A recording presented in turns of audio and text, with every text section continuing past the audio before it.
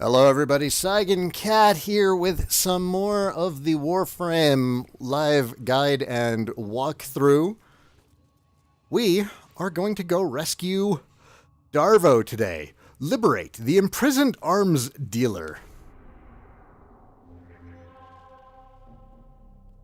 And just like before, we can either select the mission by going directly to it on the map, or we can select it from our mission hub. Right here. We're just going to jump in. Oh, wow, we got other people to play with. So this is going to go real quick. This might be the earliest mission that you can go multiplayer on. Oh, look at all these fresh tenno. Oh, I should probably change the colors of my ship. I'll show you how to do that too. There's also other ships that you can earn. This right here, by the way, moving around while you're in a loading screen. #1 feature of the game.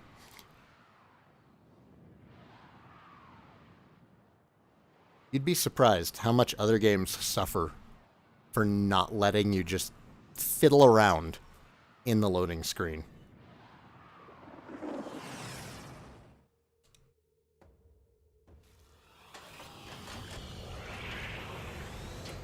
So this is our first taste of a rescue mission. The arms dealer is named Darvo. He's being held in the prison block on the other side of this factory complex.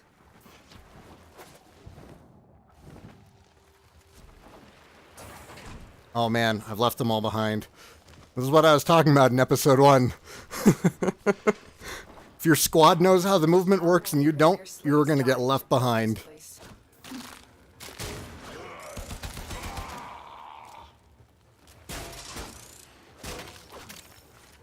Want to make sure we get supplies. Later on, it'll be much easier to gather up resources. The Ascaris is working, breaking through. I see the shadows of your mind. And it won't feel like such a lengthy process to go about getting everything. They spotted you.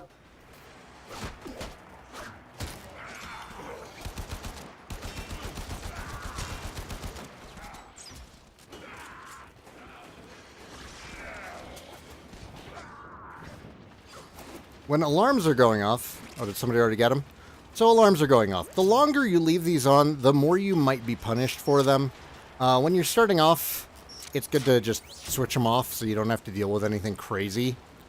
But there are special units that will spawn if you leave alarms on. This is the prison block. If you can avoid detection by the warden, it may be easier to get Darvo out. Bypass the security so we can enter. So these doors need 2 people to open them at the same time. Come on, guys. Somebody figure it out.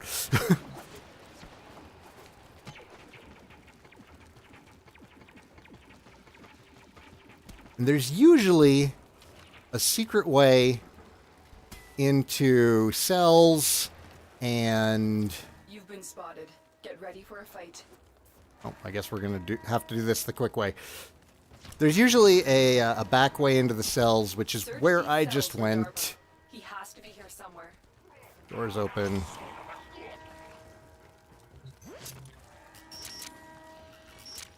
I owe you for this dinner. I will get my entourage to meet us in order. Okay. We're clear of this mess. Something else really great about this game, you'd think from many games that... Good, he's got it. You'd think from many games that escort missions are going to be a pain in the ass. They're actually not that bad in Warframe. The people that you're rescuing are incredibly good about keeping up with you. Must be desperate to send you fetching. So usually if you just book it out of there, they will be fine. Give me a side on, Tenno. I'll cover you. Which hinders the hurting. Oh, that was close. I was almost in real trouble there. Has burrowed deep enough to give me peace. Shall we see how your shields work? The Ascaris is letting Bor control your shield. We must figure out how to remove it. Avoid taking damage while I try. I missed.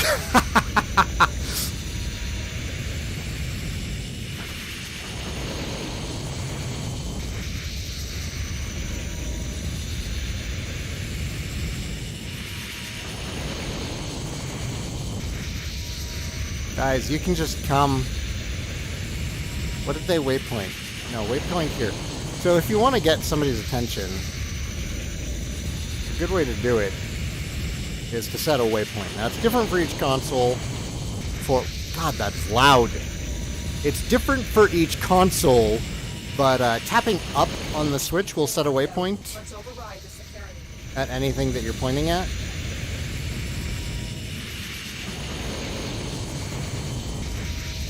Come on, buddy. Come on, buddy. You can make it.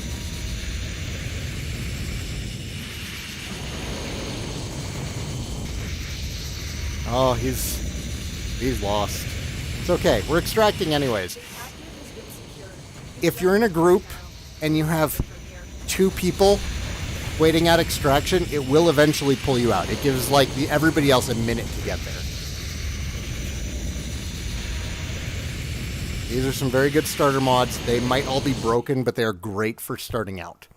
Mods are so good. And I wish I'd had somebody to tell me that when I first started playing the game. Learning to mod your things is 99% of your progression. It's how you live longer. It's how you make your weapons better. It's how you kind of make things your own. Okay. I am... pressing the wrong buttons is what I'm doing. Odysee will be delighted to show you how to upgrade your arsenal. May I recommend fire? My God. My God. Usually chat... I usually switch over to clan chat so that it's nice and quiet and I'm not getting spammed. Not today.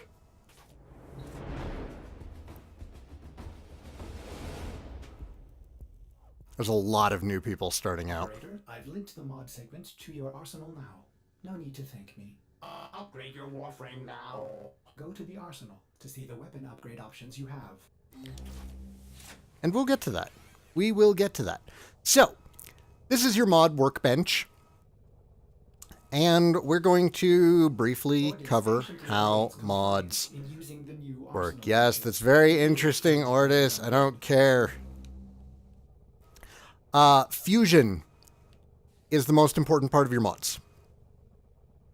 This seems very confusing because the wording fusion, you would expect that you could fuse multiple mods to make them stronger. Not the case. Odysee, stop.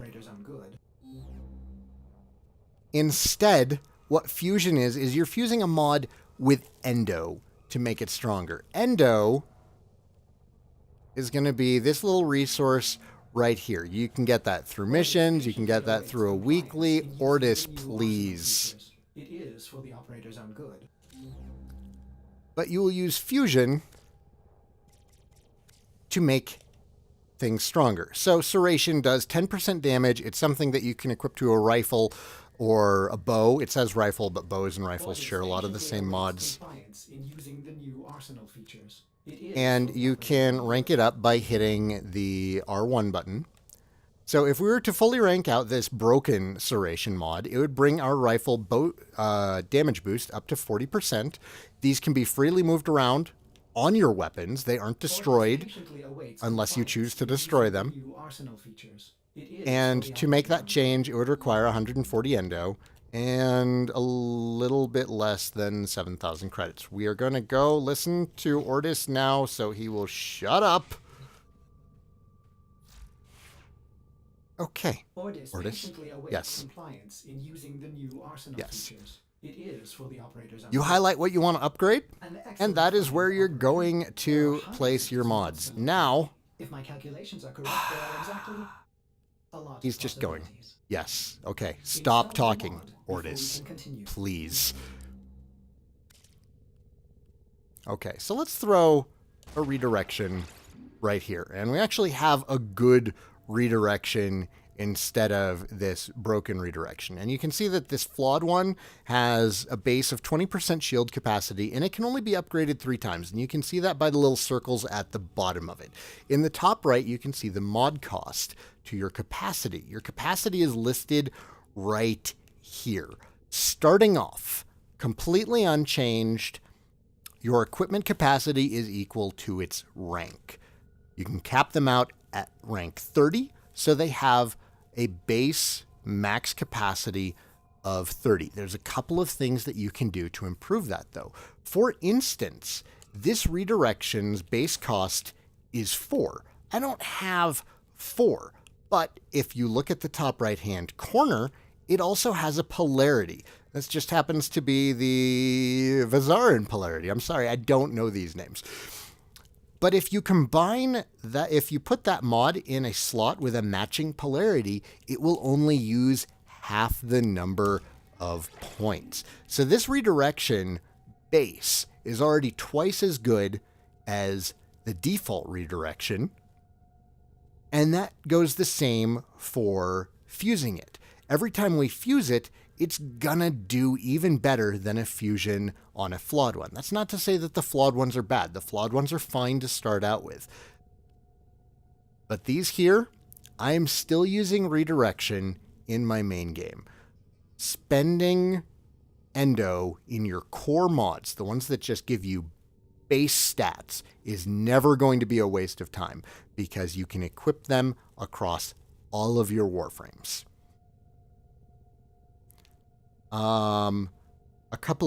Two things that you can see here that aren't going to show up on the weapons is we've got an aura slot, and auras are one of the ways that you can increase the capacity.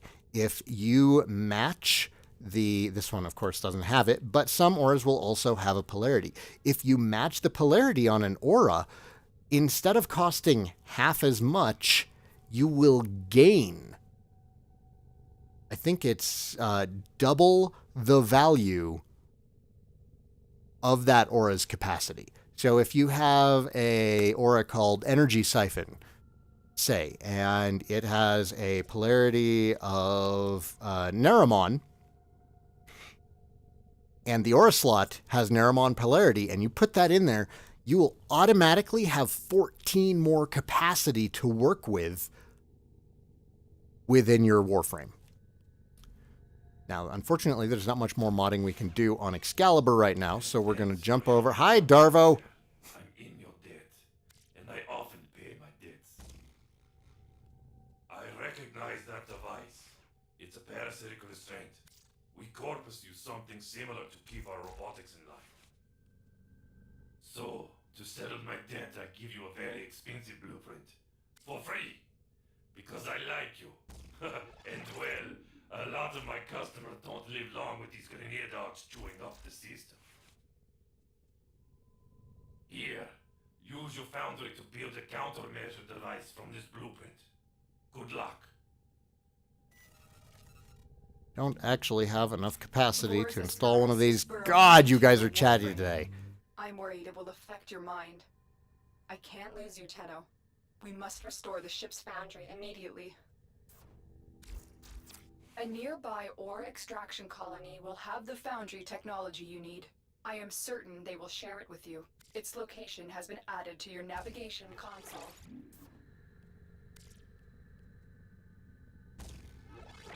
This right here, you're going to see this on some Warframes. The Exalted Blade, this is Excalibur's ultimate. Once he reaches Mastery Rank 10, he'll have access to all of his abilities, and this is his 4th ability, which causes him to equip his Exalted Blade. It's a laser sword. It does hilarious damage, really. Let's take a look at the damage here. 210 slash damage is going to be where most of it's coming from. Our bow does 40 impact damage on the high end, so it does a lot.